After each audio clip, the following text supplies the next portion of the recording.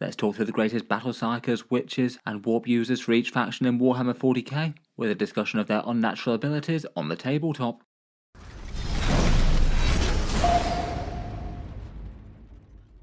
Hello and welcome back to Auspex Tactics, where today we're talking psykers, and in this video I thought we'd go through each and every army in the game and talk through their strongest options for warp magic users if they happen to have one.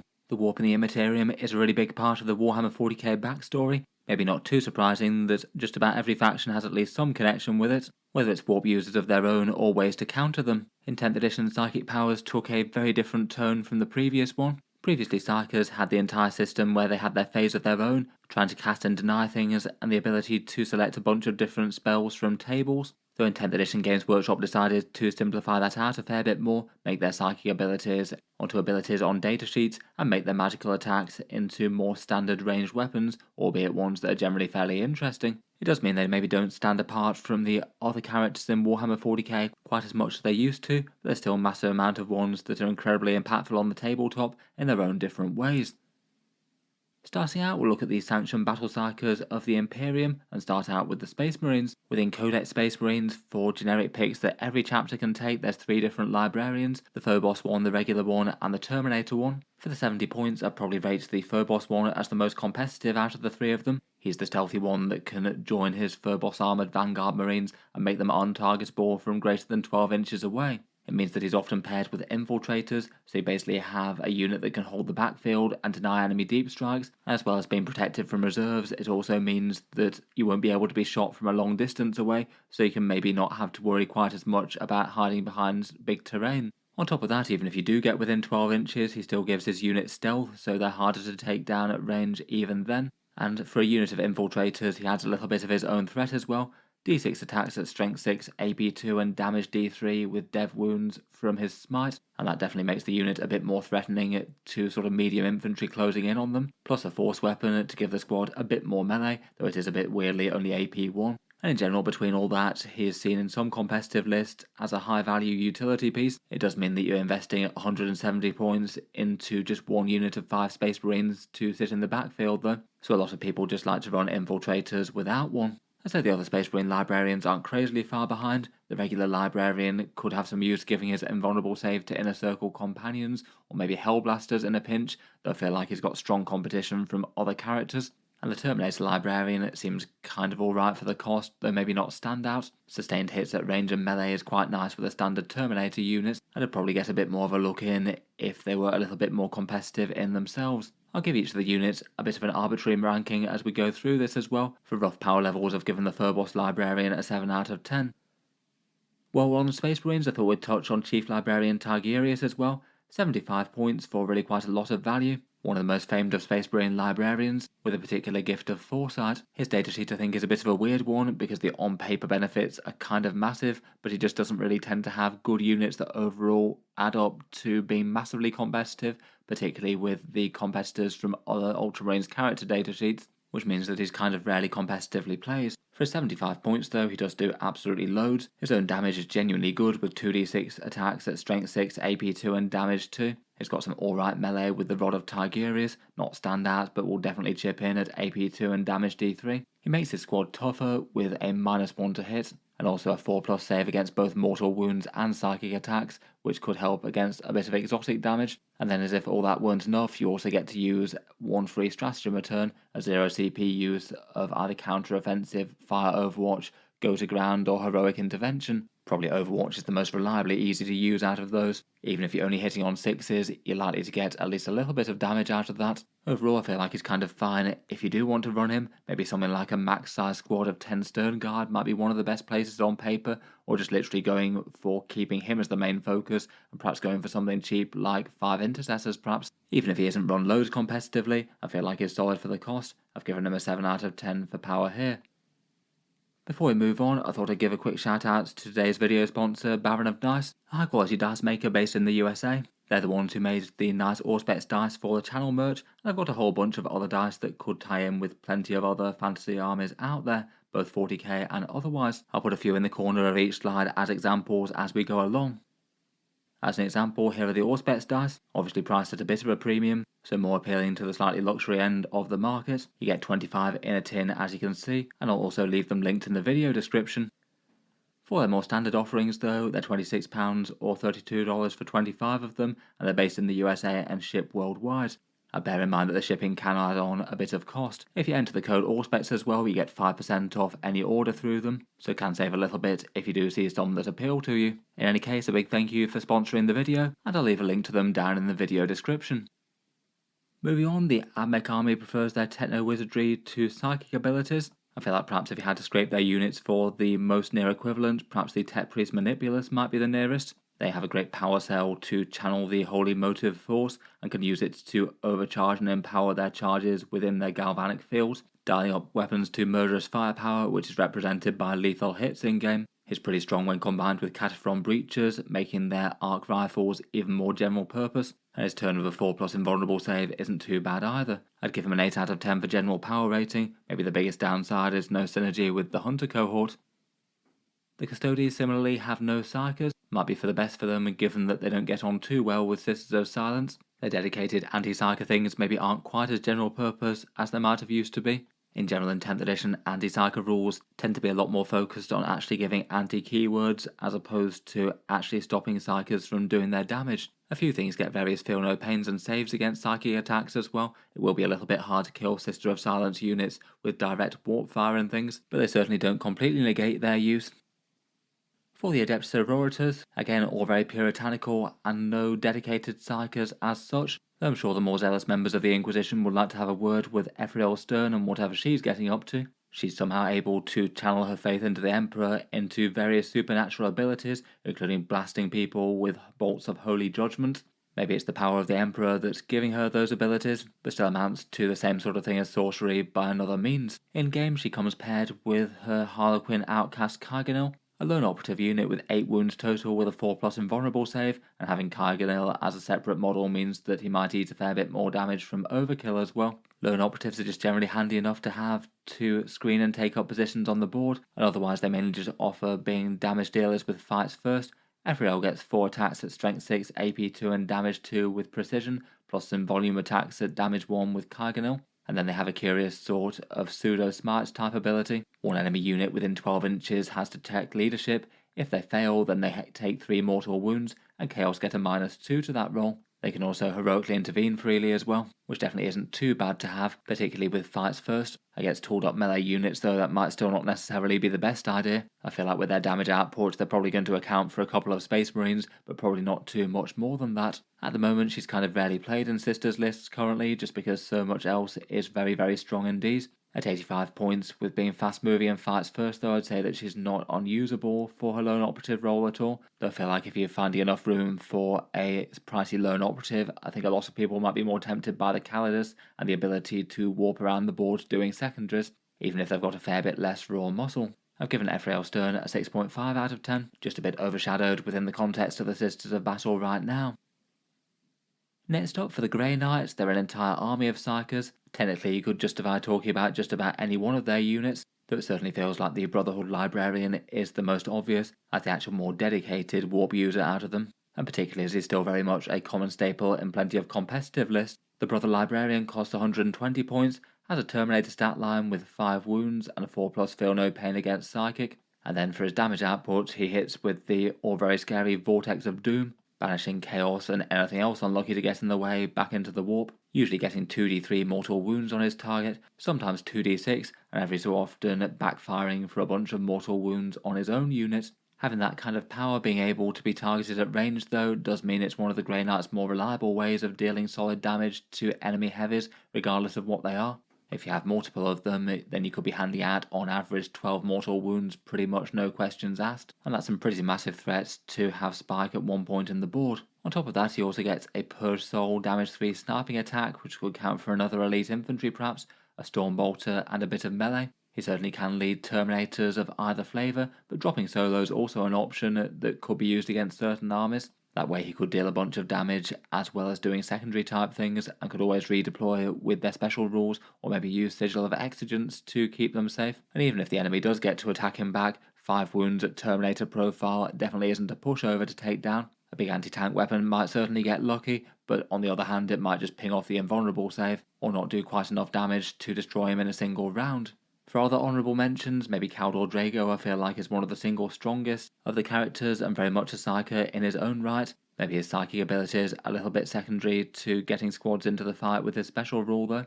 And Dread Knights and Grandmaster Dread Knights bring a lot of big Psy Cannon fire and Nemesis Force weapon melee, and are pretty essential to the Grey Knights in general for taking down enemy heavies and monsters.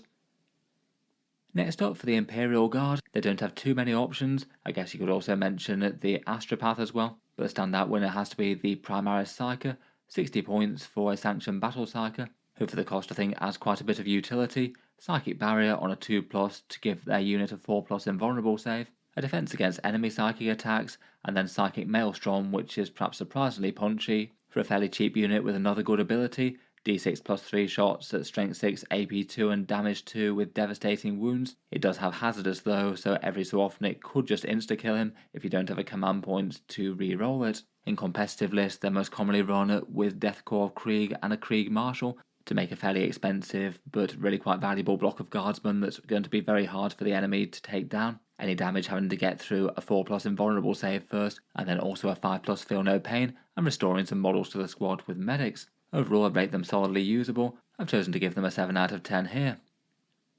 The Imperial Knights don't have any psykers outside of allied agents, or at least not yet. I do wonder if at some point they'll get some sort of Sanctic Psyker Knight. The last addition to the Chaos Knights was the Knight Abominant, so maybe they'll get some sort of Warpcraft Knights to counter that.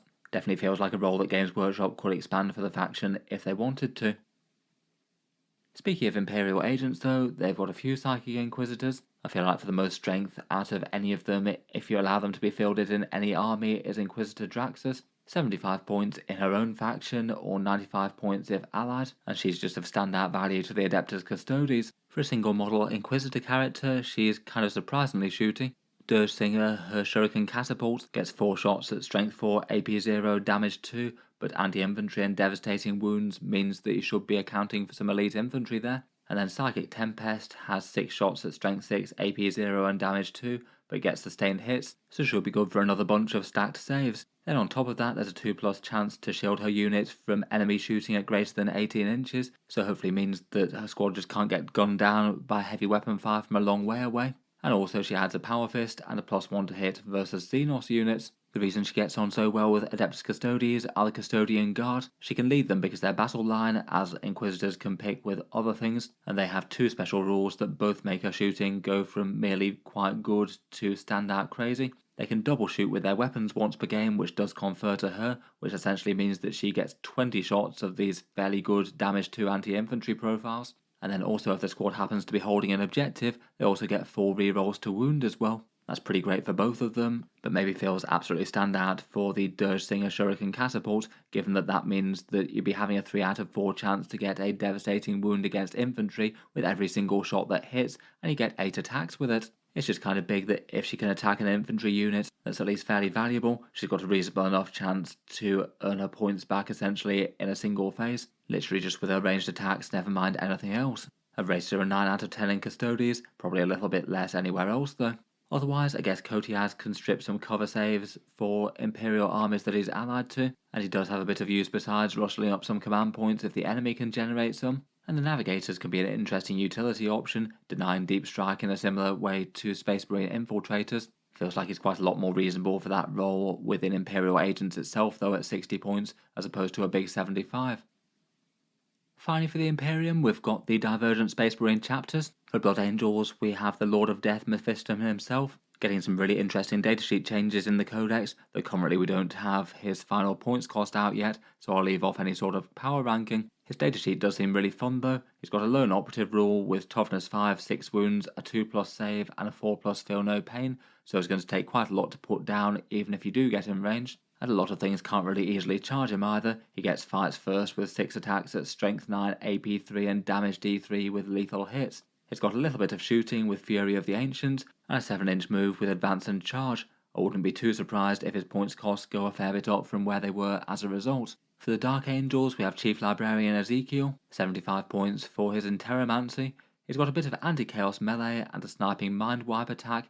He hands out battle shock and shooting, and gives +1 attack for his lead unit, which could be alright for things like Inner Circle Companions or Blade Guard, I suppose. Unfortunately though, I think he just is a bit costly for what he does, and there's plenty of other characters that he's competing against for leading any of his units. Asriel's usually the first choice for Dark Angel's characters. I've seen Asmodai used a fair bit more than Ezekiel in other competitive lists if one of them was taken. Black Templars very much have no librarians, abhor the witch and burn the witch. They've got a vow that allows them to flex into anti-psycho weapons in their Unrighteous Crusader detachment. That's pretty powerful on anything that gets devastating wounds like Thunderhammers for Terminator assault squads. It was kind of curious that in early 10th edition though, you could field Black Templar librarians if you wanted to, if you took a core detachment like Gladius. That must have had Helbrecht and Grimaldus raising an eyebrow when they turned up to fight alongside them. Finally for Space Wolves, we've got Niall Stormcaller, 85 points as a Terminator character. His main thing is giving stealth to his Terminator squad for a -1 to hit, and he also debuffs enemy psychic with a -1 to wound. It's not nothing, but just not really a standout good buff really, and otherwise I don't really feel like he does massive amounts compared with things like the standard Librarian and Terminator armor. His Living Lightning attack clears out hordes quite well with 7 hits at strength 7, AP 1, damage 1, but that's not usually something that Space Marines struggle with too much, and he doesn't do anything that buffs his unit, like say give them sustained hits like the regular Librarian. Overall versus the competition are neither rate Ezekiel nor Njal any good right now. They're not really unusable if you do want to put the miniatures on the table, but most of the time you're going to be fairly convincingly better off with something else. Moving on to the realm of Chaos, and for the core Chaos Marines, their psychic choices are all just a bit weak right now really. In terms of most competitive datasheets, I'd probably look at the Dark Commune. They've technically got a Psyker there with their Mind Witch, though it's not really him that actually gives them their value. They provide an invulnerable save and a damage boost for the very scary Accursed Cultists, a big problematic massive infantry that can reactive move on the mid-board objectives. Very annoying to take points against them and still try and kill them, and they can do a bit more damage than you might expect in melee with their lethal hits and things from Dark Pacts. It's not really the Mind Witch that gives them the advantage with that unit, but he does add a bit of value, chipping in with a little bit of heavy bolter style shooting. Plus he does have one of the craziest models in the entire Chaos Space Marine range, so that's something too. Otherwise though, I feel like the rest of them just don't really do too much for the cost. The Sorcerer providing stealth alone just isn't really all that much. Very hard to justify when there's the Chaos Lord and the Master of Executions around. The Master of Possession I thought was alright for Possess before they took his Feel No Pain away. He's just a bit borderline, adding a little bit of speed to the unit, plus his weird sort of sniping attack. And the Terminator Sorcerer I think has a pretty great AP debuff special rule on his datasheet, but it's maybe just a bit awkward to use when it's got to go on a 90-point Terminator model. Either you have to deep strike him solo, in which case he's probably going to get taken down quite quickly, and I'm not sure that an extra AP debuff of 1 is worth throwing 90 points to its death, or you need a big squad of Terminators to escort him around the board. And if you're going for a squad that big investment, you might want something different like a Lord to lead them. I did find it interesting that the Demon Princes aren't really Psykers anymore in the Chaos Codex and some of the other indexes either. Most of the non-Khorne ones were Psykers in 9th edition, but no longer. For the World Eaters, Khorne cares not for witches. They don't have any dedicated Psyker units at all. It doesn't seem to stop him bestowing his own blessings of the Blood God though. I must admit the faction rule did feel like a bit of a curious one at the start of 10th edition. You roll some dice to kind of cast the runes pretty much, and then choose the blessings to most empower your army. Maybe feels just a little bit more Tzeentch than Khorne overall. I'm sure these blessings of the Warp Deity are in no way related to anything psychic, in completely different ways to how the other ones function. For Death Guard, perhaps the most simple and slightly boring answer might be Typhus. I feel like any direct competition where he counts as an entry, he's probably going to win for efficiency purposes. A great big Lord of Contagion with strength 9, AP 2 and damage 3 in melee. Good defensive stats, a -1 to hit for his lead unit, and most importantly Savage Psychic mortal wound damage, rolling a 2+ for d6 mortal wounds on any unit that he feels like out to 18 inches. He's just easily got enough value wherever he goes, whether it's with Terminators, Poxwalkers, or even deep striking solo.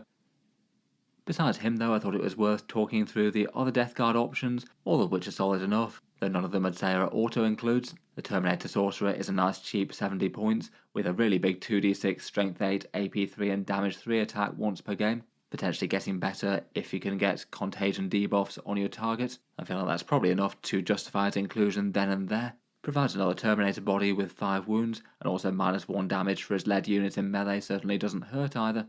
The Malignant Plaguecaster is 65 points. He gets d6 plus 3 torrent attacks at strength 6, AP 2 and damage d3. And again, they can often take advantage of Contagions of Nurgle. Getting that to AP 3 is very scary.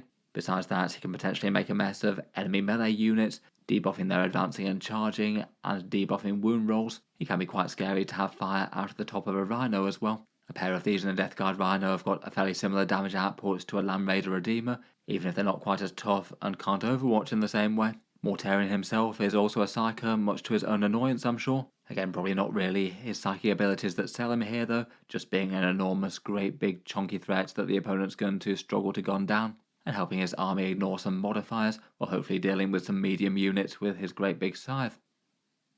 For Thousand Sons, again I feel like the headline mention pretty much has to be Magnus the Red. I think it would be kind of a shame if he was overshadowed, being in theory the single most powerful Psyker in the galaxy, bar perhaps the Emperor himself. He costs a ton of points at 440, but moves fast at 14 inches with the potential to double it, has a good toughness profile with -1 damage, and can blanket damage for 1 command point. And then for the bit relevant to this video, he gets just some absolutely enormous sorcery. 3d3 attacks at strength 9, AP 2 and damage 3, and then d6 plus 3 at strength 5, AP 1 and damage 2. Though those profiles get far better with all the buffs that he gets, +1 to hit and wound. The detachment rule for either sustained hits, lethal hits or devastating wounds each turn, and can then get 4 rerolls to hit and wounds just for 1 command point. Between that, those 2 attacks could easily wind up destroying most normal sized battle tanks. He buffs nearby psychic damage as well, and also helps out with Kabbalistic rituals. The Thousand Sons core mechanic is pretty much the closest thing to the old school 40k psychic phase that exists at the moment. In particular, Doombolt can be a pretty scary one. Very nice to have d3 plus 3 mortal wounds show up exactly where on the battlefield that you need them. Given the Thousand Sons are a legion of sorcerers and rubrics though, it felt kind of rude not to mention more of them, as they're just overflowing with powerful magic users. The Infernal Master gives you 2d6, strength 6, AP 2 and damage 1 torrent attacks, buffed with rubric rerolls, detachment rules, and auto 6 to wound, and maybe Arcane Vortex for damage 2. Between that little lot, he should take a big chunk out of just about anything that he can reach.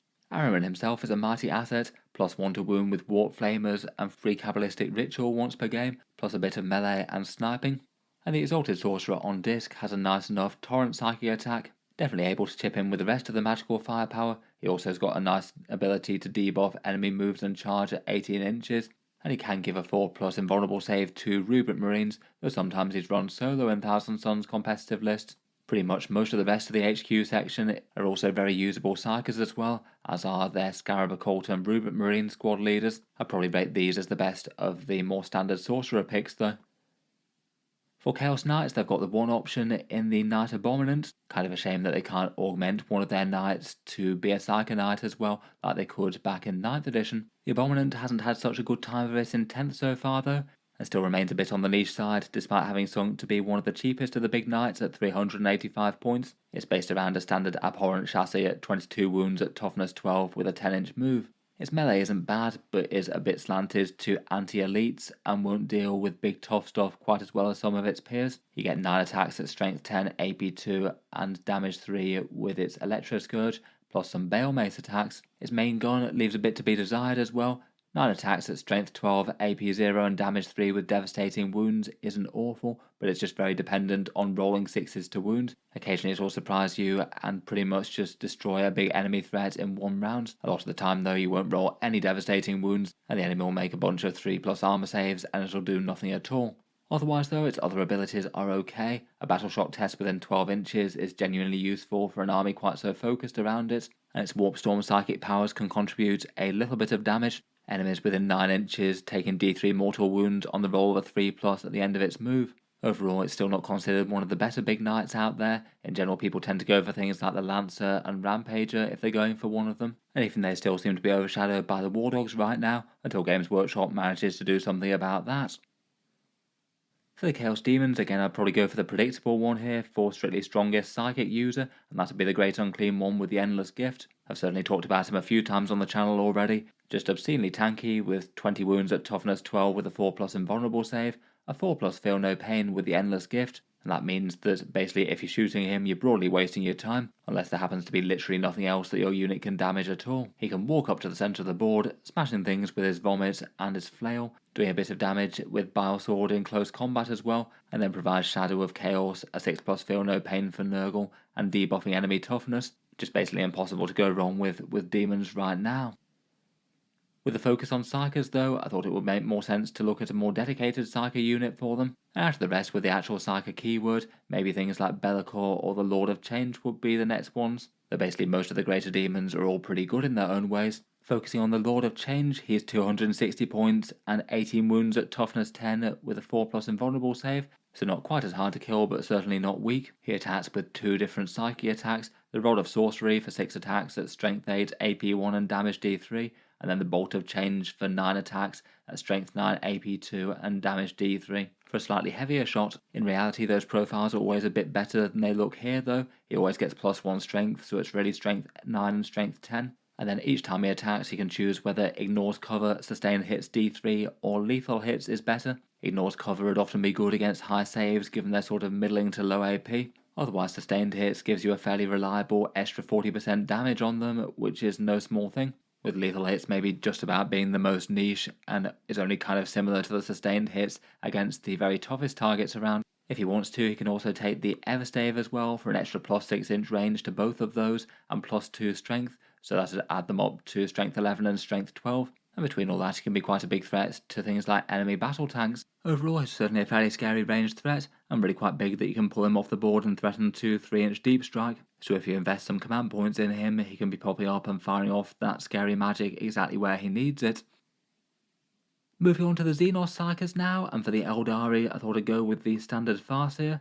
80 points for their most iconic battle Psyker. He gets 2 really quite nice buffs, a -1 to wound that you can put on a unit within 12 inches, and that can be some seriously tough stuff like say a Wraith Knight or an Avatar of Cain. Not a lot is going to kill an Avatar when it's stomping up the board with a -1 to wound on it. And then his other buff is to allow you to use a Fate dice to an automatic 6, and again apply that to a unit within 12 inches. That can have a lot of incredibly nasty effects. It could get an automatic devastating wound with something like a support weapon battery, so that should be d6 plus 2 wounds through against an armoured target, no questions asked. Or it could be really powerful with Overwatch, say units like Fugan or again the Avatar of Cain. They've got some scary sustained hits Overwatch where just one big hit could pretty much end a heavy enemy threat then and there. Loads of other good options for that of course, and I feel like having one of them around is a big value to converting those fate dice to something useful. He's also got Eldritch Storm for a little bit of psychic damage as well, so if it's safe to expose him, then that could be good for a few more slain Space Marines or something.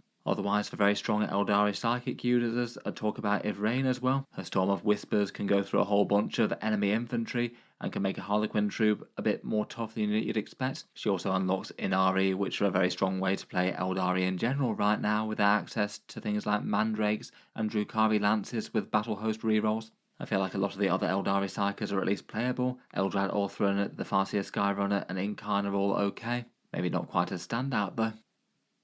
For the Drukhari, they don't get any Psykers, all the better to hide from the gaze of Slaanesh in the Dark City. I guess the closest that they can do is some allied Harlequins, and they can field a Shadowseer in the army if they want. In general, they're not really considered particularly strong options right now though. 60 points for stealth for the unit, which isn't really a big deal, so it's mainly for advance and charge and reroll advances for a Harlequin's troop. That is quite powerful for getting really quite a long charge across the board, but it does mean that if they're not taking other characters along with that troop, then they're not going to hit quite as hard as you might hope that they would. So you have a unit that can charge quite a long way but maybe not deal enough damage when they get there, and it's really quite an expensive squad with the character as well.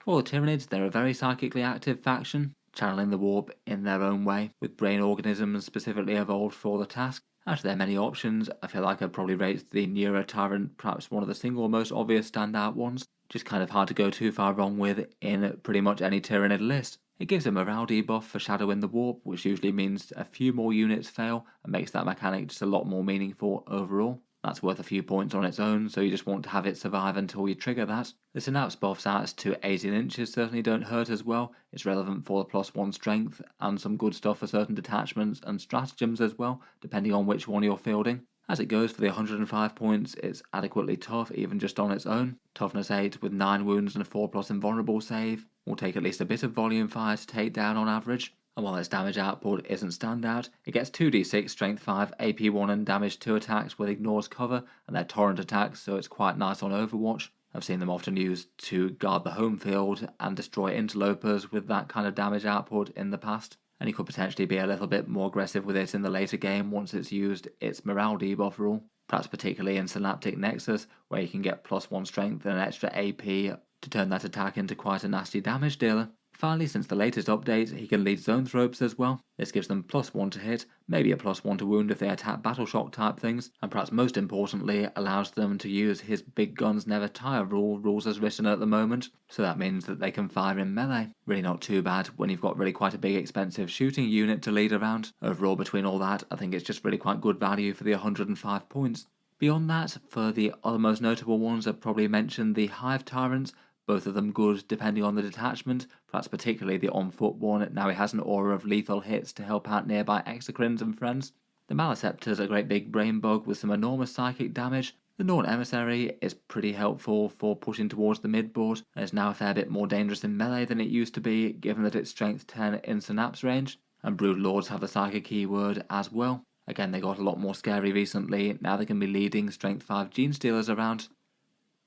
Talking of which, we come to the Genestealer Cults. They've got 3 psychic users in their army, though I'd say for the faction as it stands at the moment, none of them are really all that standout. If I had to pick one of them, I might go for the Patriarch in Biosantic Brood Surge. The Alpha Bug, you can only field one of it. He's 85 points and has a fairly general purpose melee profile, 5 attacks at strength 6, AP 2 and damage 2 with devastating wounds and twin links. That should be good for at least a few slain models of basically whatever it charges. He gives devastating wounds to pure strains, a battle shock test when he fights, and with the pure strain Genestealers, he'll infiltrate, move 8 inches, and can advance and charge, so should be a threat that you can start in the midboard and threaten to charge enemy units turn 1 if it makes sense to. Biosantic Brood Surge I think takes him to the next level. He can be damage 3 and AP 3 with taking a biomorph adaptation, turning him into quite a scary Terminator killer. The detachment also adds +1 to charge, a +1 attack on the charge, and plenty of good stratagems, including a mortal wound on death for him in particular, and a +1 to wound that pure strains can use against monsters and vehicles. Otherwise though, outside that, he doesn't tend to see as much play. For the other magic users, they've got the Biophages, which I think is okay for anti-tank with neophytes, providing lethal hits and basically 2 las cannon style shots, though I think he is a bit pricey for what he does at 80 points. I think he could afford to go down a bit. And otherwise the Magus I think is just pretty weak all around, outside of being a cheap 50-point character for Xenocreed Congregation, which have a lot of advantages for Maguses, Primuses, and the Icon Wards, and he's the cheapest of the 3. For the Leagues of Votann, we've got the Grimnir, 65 points for their Living Ancestor Battle Psyker, plus 2 Corvs with Bolters. The main thing that he really adds is range damage, 6 attacks at strength 6, AP 2 and damage T3, and at slightly longer range than you might expect given that it's Votann at 24 inches, plus 4 Corv bolter shots hitting on a 4+. Those 3 miniatures get a 4+ invulnerable save. When they're in a unit they add a +1 toughness if they're leading some Hearthkin, so they go up to T6. Can be relevant against some small arms but not against all of them. And once per game you can immediately cancel a failed battle shock test, which is handy enough, but most games that's just probably not going to come up. In general, in terms of actually leading units, they tend to be a bit niche and not really taken all that much. I think the +1 toughness to the unit is interesting, but not really worth including the extra character for in a big way. In terms of actually being played, I've seen more of them used as a super cheap option to fill a Sagittor up if you didn't want another cheap Hearthkin unit split in half. I feel like he does have its advantages for that. It's 15 points more than a half Hearthkin squad would be.